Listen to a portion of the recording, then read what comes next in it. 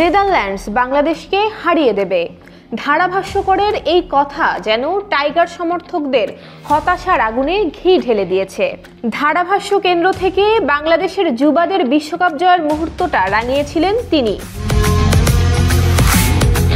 West ইন্ডিজের সাবেক pacer ইয়ান বিশপের কণ্ঠটা ক্রিকেট প্রেমীদের কাছে নতুন করে চিনিয়ে দেওয়ার কিছু নেই। বাংলাদেশ ক্রিকেটের অকৃত্রিম বন্ধু বললেও খুব একটা বাড়িয়ে বলা হয় না।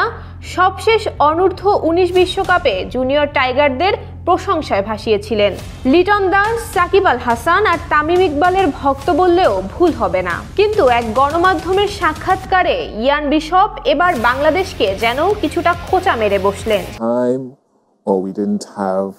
ওয়ালটন ফ্রিজ কিনে অনেকের মতো আপনিও হয়ে যেতে পারেন মিলেনিয়াল। সেরা পণ্যের সেরা অফার।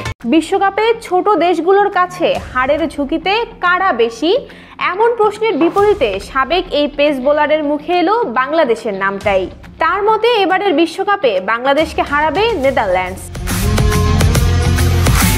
মাঠে গড়ালো আরও একটি ক্রিকেট বিশ্বকাপ। গতকাল বাংলাদেশ সময় ভোরে উত্তর আমেরিকার দুই অর্থনৈতিক পরাশক্তি যুক্তরাষ্ট্র ও কানাডার মধ্যে হয়ে গেল রেকর্ড ভাঙা গড়ার এক ম্যাচ। তবে বাংলাদেশের পারফরমেন্স এবার হতাশার জন্ম দিয়েছে টাইগার সমর্থকদের মাঝে।